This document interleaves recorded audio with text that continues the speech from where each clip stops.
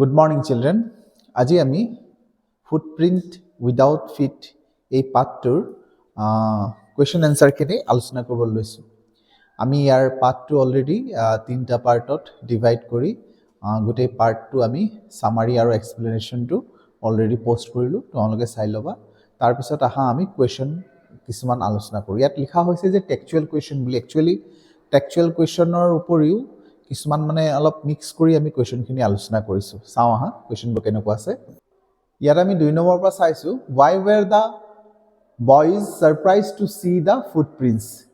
ফুটপ্ৰিণ্টছবোৰ দেখি ল'ৰা দুটাই কিয় আচৰিত হৈছিলে? The boys were surprised because the footprints were clearly visible.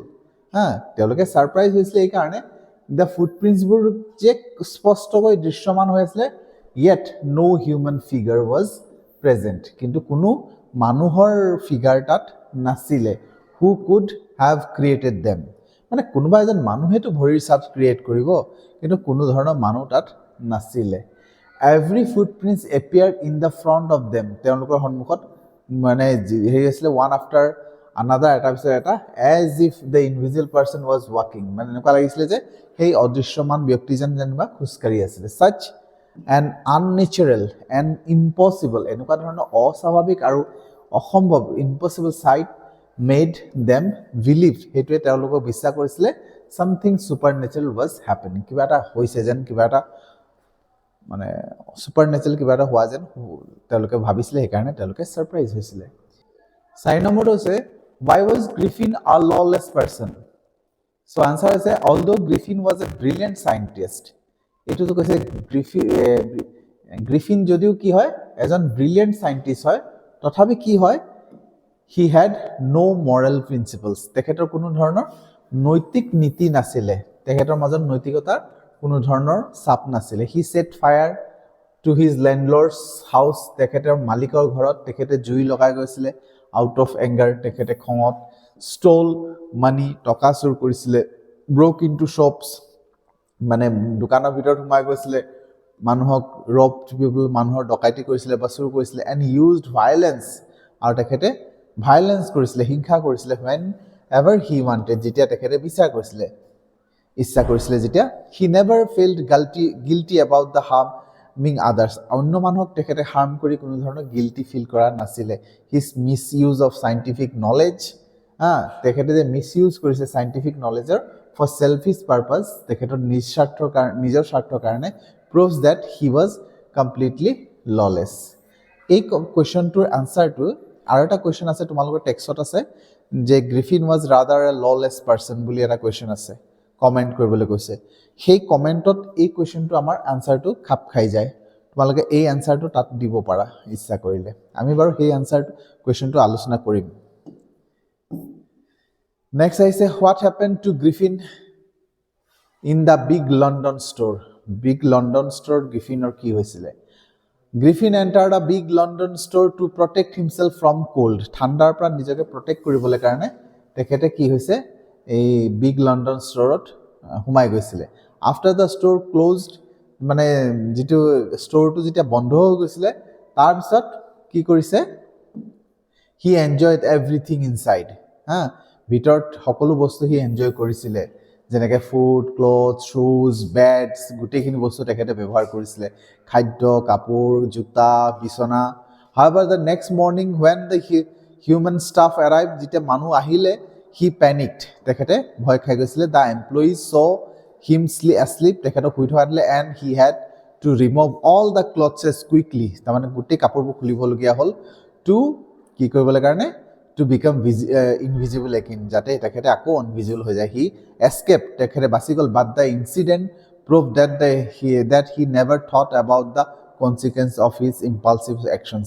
কিন্তু তেখেতে কি হ'ল, বাচি গ'ল, বাট তেখেতে কেতিয়াও ভবা নাছিলে যে তেখেতৰ যে এনেকুৱা ধৰণৰ এটা ইম্পালচিভ একশ্যনৰ কাৰণে এনেকুৱা ধৰণৰ এটা হ'ব বুলি।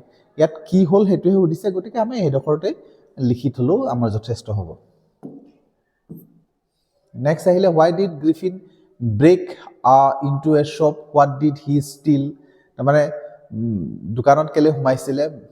He broke into a theatrical shop because he needed clothes and things to cover his invisible body তাৰমানে তেখেতৰ ইনভিজিবল বডিটোক কভাৰ কৰিবলৈ কাৰণে তেখেতে এটা থিয়েটাৰৰ ভিতৰত সোমাই গৈছিলে দোকান এখনৰ ভিতৰত সোমাই গৈছিলে তাৰমানে যাতে নিজকে তেখেতে ঢাকিব পাৰে ইনসাইড হি ষ্টল ভিতৰ গৈ পিনে তেখেতে ষ্টল কৰি কি চুৰ কৰিছিলে বেণ্ডেজেছ চুৰ কৰিছিলে ডাৰ্ক গ্লাছেছ কলা চশমা কৰিছিলে এ লাৰ্জ হেড ডাঙৰ এটা টুপি এটা আ ফলছ নোজ এটা মিছা নাক এটা হুইস্কাৰ্ছ দাড়ি এণ্ড আদাৰ থিয়েটিকেল আইটেমছ আৰু অন্যান্য থিয়েটাৰ কৰা যিবোৰ বস্তুবোৰ সেইবোৰ লৈছিলে হি also' stall money from the shop দোকানৰ পৰা টকাও চুৰ কৰিছিলে these items help him look like a normal person এইখিনিয়ে মানে তেখেতক এজন মানে সাধাৰণ ব্যক্তি হিচাপে দেখাত সহায় কৰিছিলে নেক্সট আহিলে why did Mrs. Hall find Griffin's behavior strange মানে গ্ৰিফিনৰ বিহেভিয়াৰটো মিছেছ হলে আচৰিত পাইছিলে অলপ অসুবিধাজনক পাইছিলে মানে কিবা আচৰিত পাইছিলে সেইটো কেলে হৈছিলে সেইটো সুধিছে যে Mrs Hall noticed many odd things about গ্ৰিফিনৰ বিষয়ে বৰ মানে অস্বাভাৱিক বহুত বস্তু দেখা পাইছিলে যে হি এৰাইভড উইদাউট লাগেজ প্ৰথম কথা হে তেখেতৰ লগত কোনো ধৰণৰ লাগেজ নাছিলে হি কেপ্ট হিমছেল্ফ কভাৰ্ড হি সদায় নিজকে ঢাকি ৰাখিছিলে এভয়েডেড showing his face তেখেতৰ চেহেৰা দেখাব নিবিচাৰিছিলে হি ডিমান্ডেড কমপ্লিটলি প্ৰাইভেচি তেখেতে কি হয় সম্পূৰ্ণৰূপে প্ৰাইভেচিটো বিচাৰিছিলে and shouted whenever someone entered his room যেতিয়া কোনোবা তেখেতৰ ৰুমৰ ভিতৰত সোমাই যায় তেখেতে চিঞৰিছিল এই কথাবোৰ নাই যদিও এই কথাবোৰ আমি লেছনৰ পৰা বুজি পাওঁ যে সেই তেনেকুৱা ধৰণৰ ঘটনাবোৰ ঘটিছিলে strange sounds came from his no room তেখেতৰ ৰুমৰ পৰা আচৰিত শব্দ কিছুমান ওলাইছিলে furniture seem to be moved on its own the furniture নিজে নিজে লৰচৰ কৰিছিলে সেইটো তেখেতে নিজে দেখিছিলে মিষ্টাৰ গ্ৰিফিনে মিছেছ হলে দেখিছিলে সেইটো অল দিজ আনইউজুৱেল একশ্যন এই গোটেইখিনি অস্বাভাৱিক ঘটনাই made her suspicious and curious সেইবোৰে তাক সন্দেহাত্মক কৰি তুলিছিলে next question is what made the furniture in the in behave strangely তাৰমানে এই যে মিছেছ হলে যেতিয়া ৰুমৰ ভিতৰত সোমাই গৈছিলে তেতিয়া যে ফাৰ্নিচাৰ যে যিবোৰ বিহেভ কৰিছিলে সেই কথাটো সুধিছে সেইটো হৈছে the furniture behave strangely because Griffin এইটো কেলে কৰিছিলে সেইটো সুধিছে কাৰণ কি গ্ৰিফিনে হু ৱাজ ইনভিজিবল যিজন নেকি অদৃশ্যমান আছিলে was present in the room তেখেতে ৰুমটোত উপস্থিত আছিলে তাৰমানে চেয়াৰখনে কেলে কৰি আছিলে নো এনেকুৱা ধৰণৰ বিহেভিয়াৰ চেয়াৰখনে নিজে কৰিব নোৱাৰে তাৰমানে কি হৈছে গ্ৰিফিন তাত আছিলে তাৰমানে গ্ৰিফিনেহে তেনেকুৱা কৰিছে when Mrs. Hall and her husband entered যেতিয়া মিছেছ হল আৰু তাৰ হাজবেণ্ডে প্ৰৱেশ কৰিলে গ্ৰিফিন গট ইৰিটেটেড গ্ৰিফিন খং উঠি গ'ল এণ্ড পুছ দ্য চেয়াৰ্ছ আৰু ঠেলি পঠিয়ালে চেয়াৰ এণ্ড ড'ৰ্ছ আৰু দুৱাৰখনক ঠেলি পঠিয়ালে মেকিং দেম মুভ ভাইলেণ্টলি তেখেতক ধাক্কা মাৰিলে বা খেদি পঠিয়ালে খুব violently since he could not be seen তেখেতক যিহেতু দেখিব পৰা নহৈছিলে দ্য হলছ মানে সেই হাজবেণ্ড আৰু ৱাইফৰ কথা কৈছে দ্য হলছ বিলিভড বিশ্বাস কৰিছিলে the room was haunted by ghost and or spirit যে ৰুমটো হয়তো কোনোবা মানে ভূত প্ৰেতে মানে হেৰি কৰি লৈছে ভূত প্ৰেতৰ মানে প্ৰভাৱ পৰিছে বুলি ভাবিছিলে নেক্সট হৈছে why did Mr and Mrs Hall think their house was haunted কেলে ভাবিছিলে তেখেতৰ ঘৰটো যে হণ্টেড হৈছিলে সেই আগৰ কুৱেশ্যনটোৰ লগত ৰিলেটেড কুৱেশ্যন দ্য হলছ বুলি যেতিয়া কৈছে তেতিয়া চাবা লক্ষ্য কৰিবা হাজবেণ্ড এণ্ড ৱাইফ দুইজনৰ কথাই কোৱা হৈছে সেইকাৰণে দ্য হলছ বুলি কোৱা হৈছে দেখা পাইছিলে chairs rising on the air চেয়াৰটো চকীখনে নিজে এয়াৰত উঠি গৈছিলে doors opening on the their own দুৱাৰখন নিজেই মানে খুলি গৈছিলে and strange voice coming from the empty room এটা এমটি ৰুমৰ পৰা এটা আচৰিত ধৰণৰ এটা মাত শুনিছিলে যিটো কাণত ফিল কৰিছিলে দে হেড ন' আইডিয়া তেখেতৰ কোনো ধৰণৰ আইডিয়া নাছিলে যে গ্ৰিফিনৰ ইনভিজিবিলিটিৰ বিষয়ে গ্ৰিফিন যে মানুহজন ইনভিজিবল সেইটো তেওঁলোকে ভবা বা তেওঁলোকৰ কোনো ধৰণৰ ধাৰণা নাছিলে চ' দে এজিউম তেওঁলোকে ভাবি লৈছিলে সেইকাৰণে some supernatural force was controlling the room তেওঁলোকে ভাবি লৈছিলে যে কিবা এটা ছুপাৰ নেচাৰেল বস্তু এটাই মানে যিটো নেকি অন্ধবিশ্বাসী আৰু কিবা এটা বস্তু এটাই এই ৰুমটোক মানে কি ক'ম হণ্টেড কৰি লৈছিলে দিছ মেড দেম বিলিভ এইটোৱে তেওঁলোকক বিশ্বাস কৰাইছিলে যে দেয়াৰ ইন ৱাজ হণ্টেড সেইকাৰণে তেওঁলোকে মানে বিশ্বাস কৰিছে যে তেখেতৰ ৰুমটো হণ্টেড হৈ আছে হণ্টেড মানে ভূতে যেতিয়া কোনোবা এটা ঠাই ভূতীয়া বুলি যিটো কয় সেইটোক হণ্টেড প্লেচ বুলি কয় নেক্সট হৈছে why was Griffin finally arrested finally মানে গ্ৰিফিনক কিয় এৰেষ্ট কৰা হৈছিলে? আনচাৰ হৈছে Griffin was arrested because he stole money, তেখেতে চুৰ কৰিছিলে ফ্ৰম দ্য ক্লাৰ্জিমেন হাউচ, ক্লাৰ্জিমেনৰ ঘৰৰ পৰা। When the police came to catch him, যেতিয়া পুলিচে তেখেতক ধৰিবলৈ আহিছিলে, he struggle to avoid arrest, মানে তেখেতে এৰেষ্ট হোৱাৰ পৰা আঁতৰিবলৈ কাৰণে, বাচিবলৈ কাৰণে বহুত কষ্ট কৰিছিলে। ইন দ্য ফাইট, সেই যুদ্ধখনত হিজ ক্লথছেছ বিকেম অফ, কাপোৰবোৰ খুলি দিছিলে, and he turned invisible again, আকৌ তেখেতে ইনভিজিবল হৈ গৈছিলে। দৌ হি এস্কেপড, যদিও সি এস্কেপ হৈছিলে, the incident showed his criminal nature, যদিও সি বাচি গৈছিলে তথাপি কি হৈছে, তাৰ যিটো এটা নেচাৰ আছে, সি যে এটা আছে ক্ৰিমিনেল নেচাৰৰ মানুহ, মানে গ্ৰিফিন মানুহজন, এই কথাটো লক্ষ্য ৰাখিবা, তেখেতৰ নেচাৰেলি মানুহজন অলপ ক্ৰিমিনেল। সি ন' ডাউট সি ব্ৰিলিয়েণ্ট চাইণ্টিষ্ট, কিন্তু তাৰ নেচাৰটো মানে স্বভাৱটো অলপ ক্ৰিমিনেল স্বভাৱ এটা আছিলে, আৰু সেই কথাটোৱে তেখেতক এইটোৱে প্ৰমাণ কৰে যে তেখেতে যেনেকুৱা ধৰণৰ লাষ্টত কৰিলে সেইটোৱে স্পষ্ট বুজায় যে সেইজন মানুহ ক্ৰিমিনেল এক্টিভিটি থকা মানুহ। তাৰপিছত কৈছে what is the central theme of the story? Central থিমৰ ষ্টৰীটো কি? এই কথাটো তোমালোকে মনত ৰাখিবা, চেণ্ট্ৰেল থিম বুলি তোমালোকক ডাইৰেক্টলি কুৱেশ্যনটো নিদিয়ে, কিন্তু এই চেণ্ট্ৰেল থিমটো এনেকুৱা এটা আনচাৰ যিটো আনচাৰ যিকোনো কুৱেশ্যনৰ লগত এই আনচাৰটো খাপ খাই যায়, কাৰণ আমি এনেকুৱা ধৰণৰ কিছুমান আনচাৰ জানিব লাগিব। গতিকে সেইটোতে ইয়াত কৈছে the central theme of is the miss use of science.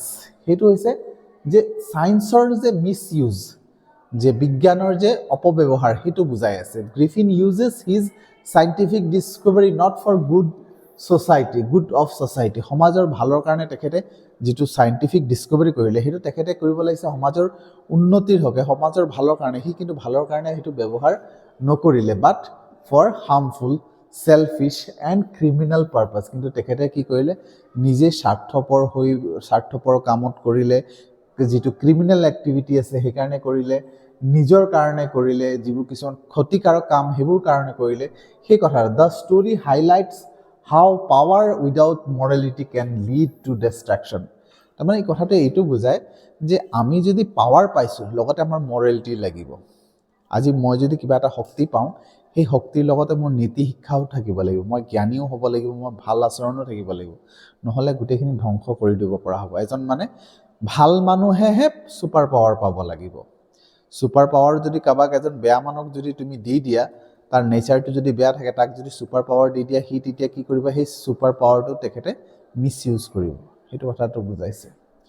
It also' শ্ব'জ the consequence of uncontrol ambitions, আৰু এটা বস্তু বুজাইছে যে আনকণ্ট্ৰল এম্বিশ্যন, যে আমাৰো যিটো কি থাকে, আমাৰ এম্বিশ্যন থাকে, কিবা এটা পোৱা, কিবা এটা কৰাৰ, কিবা এটা উচ্চাকাংক্ষা থাকে, সেই উচ্চাকাংক্ষাটো কণ্ট্ৰল থাকিব লাগে, আমি এটা কণ্ট্ৰলত হ'ব লাগে। আনকণ্ট্ৰল হ'লে তেনেকুৱা ধৰণৰ বহুত দুৰ্ঘটনা বা ধ্বংসাত্মক ঘটনা, নিজৰ হওক বানৰ হওক, তেনেকুৱা ধৰণৰ ঘটে বুলি বুজাই আছে। চ' হোৱাট ডাজ গ্ৰিফিনছ কেৰেক্টাৰ টিচ আছ? এতিয়া গ্ৰিফিনৰ চৰিত্ৰই কি বুজাই আছে আমাক? ইয়াত এনেকুৱা ধৰণৰ কিছুমান কথা আছে যিখিনি আমি বুজিব লাগিব। যে Griffin teaches us that intelligence alone is not enough. সেইটো হৈছে যে জ্ঞানীয়ে যথেষ্ট নহয়। জ্ঞানটো, আমি জ্ঞানৰ সাধনা সদায় কৰোঁ বা জ্ঞানৰ কথাটো আমি সদায় ভাবোঁ, কিন্তু জ্ঞানেই অভাৰঅল গোটেইখিনি নহয়। নৈতিকতা মেইন কথা। উইদাউট এথিক্স, যদি আমাৰ এথিক্স নাথাকে, আমাৰ ডিচিপ্লিন নাথাকে, আমাৰ যদি নৈতিকতা নাথাকে, উইদাউট ডিচিপ্লিন নাথাকে, হিউমেনিটি নাথাকে, মানৱতা নাথাকে, ইভেন গ্ৰেট চাইণ্টিফিক এচিভমেণ্ট কেন টাৰ্ণ ডেঞ্জাৰাছ। তাৰমানে মানুহৰ মাজত নৈতিকতা থাকিব লাগিব, ডিচিপ্লিন থাকিব লাগিব, মানৱতা থাকিব লাগিব। জ্ঞান হ'লেই নহ'ব। বহুত ডাঙৰ চাইণ্টিফিক উদ্ঘাটন কৰিলেও সেই চাইণ্টিফিক উদ্ঘাটনটোৱে আমাৰ ধ্বংস কৰি দিব পাৰে, কিন্তু লগত যদি আমাৰ জ্ঞান থাকে, প্ৰকৃতাৰ্থত জ্ঞান থাকে, প্ৰকৃতাৰ্থত আমাৰ নীতি শিক্ষা থাকে, আমি যদি নিয়মমতে চলোঁ, আমি যদি নিজৰ সভ্যতা বজাই ৰাখোঁ, তেতিয়াহে চাইণ্টিফিক ইনভেনশ্যনে আমাক সহায় কৰিব। হিজ কেৰেক্টাৰ ৱাৰ্ণ কৰে, জনাই ৰিডাৰক that power should always be used responsibly, যে পাৱাৰ সদায় ৰেছপনচিবিলিটি থাকি মানে বুজিব লাগে। যেনেকৈ আমাৰ ৰজা দশৰথৰ কথাও ইয়াত ক'ব পাৰি। ৰজা দশৰথৰ এটা পাৱাৰ আছিলে, কি হয়, সি মাত্ৰ শব্দভেদী বান মানে চলাব পাৰে। যিকোনো তৰফৰ পৰা মাতটো শুনি আছে, দেখা নাই জীৱ জন্তু কিবা এটা, সেই মাতটোতে এইম কৰি সি মাৰি দিব পাৰে গতিকে সেইটো তাৰ পাৱাৰ আছিলে আৰু সেই পাৱাৰটোক সি মিছইউজ কৰিলে, মিছইউজ কৰি সি শ্ৰৱণ কুমাৰক হত্যা কৰিলে। মানে মানুহ এজনে পানী খাবলৈ আহিছিলে, সেই মানুহজনে তাৰ মানে অন্ধ মা দেউতাক মানে তীৰ্থস্থান ফুৰাবলৈ গৈ আছিলে, মাজতে পিয়াহ লাগিলে, হাবিদি পাৰ হৈ গৈ আছিলে, পিয়াহ লাগিলে পানী পিনে উঠাই পিনে খুৱাবলৈ, পানী কলকল শব্দটো শুনিলে যেতিয়া শ্ৰৱণ কুমাৰে আকৌ সেই হাবিতে ভাবিলে এইটোতো কোনোবা হৰিণা আহিছে বুলি মাৰি পঠিয়ালে, আৰু মাৰি পঠিয়ালে মানুহজন মৰি থাকিলে। গতিকে সেই বস্তুটো পাৱাৰ থাকিলে নহ'ব, তুমি পাৱাৰৰ সদব্যৱহাৰ, ৰেছপনচিবিলিটি, খুব ৰেছপনচিবল হ'ব লাগিব। যেতিয়া আমাৰ এতিয়া ধৰা হেৰি হয়, আমাৰ যেতিয়া সৈন্যবাহিনী মানুহখিনি, যিখিনি ডিফেন্সৰ মানুহে, তেওঁলোকক গান একোটা দিয়া হয়, বন্দুক একোটা দিয়া হয় তেওঁলোকক, কিন্তু বন্দুকটো দিয়াৰ আগত তেওঁলোকক বহুত ট্ৰেইনিং কৰা হয়, বহুত কথা শিকোৱা হয়, কাৰণ বন্দুকটো পোৱাৰ লগে লগেতো সি ইচ্ছা কৰিলে জাকে তাকে মাৰি দিব পাৰিব। গতিকে তেনেকুৱা যদি হৈ নাযায়, সেইকাৰণে তাক ইমানে ট্ৰেইনিং দিয়ে যাতে সি বন্দুক পালেও তাৰ সেইটো মৰেলিটি যাতে আহে, যে মই পালেও সেইটো তেতিয়াহে ব্যৱহাৰ কৰিম যেতিয়া মোৰ প্ৰয়োজন হ'ব, নহ'লে সেই বন্দুকটো ব্যৱহাৰ কৰিব নোৱাৰে। সিমান শিক্ষা দিয়াৰ পিছতহে তেখেতৰ হাতত বন্দুকটো গতাই দিয়া হয়। চ' আজিলৈ আমি ইয়াতে সামৰিছোঁ। ইয়াৰ পিছত আমি টেক্সচুৱেলৰ প্ৰপাৰ কেইটামান কুৱেশ্যন দিম। ইয়াত আমাৰ কেইটামান কুৱেশ্যন এনেকুৱা ধৰণৰ আহিলে যিটো অৰিজিনেল বুকৰ পৰা ডিৰাইভ কৰা হ'ল, গতিকে সেইখিনি কথা আমাৰ ইয়াত নালাগে, কাৰণ আমি পইণ্ট আউট এইখন কিতাপকে ফ'কাছ কৰি পিনে আমি আনচাৰবোৰ লিখিম। নেক্সট তাত কেইটামান আছে কুৱেশ্যন আমি আলোচনা কৰিম, লগতে কেইটামান যদি সময় পাওঁ MCQ আগবাঢ়ি দিম, তোমালোকক MCQ কেইটামান দিম। চ' আজিলৈ আমি ইয়াতে সামৰিছোঁ। থেংক ইউ ফৰ ৱাচিং।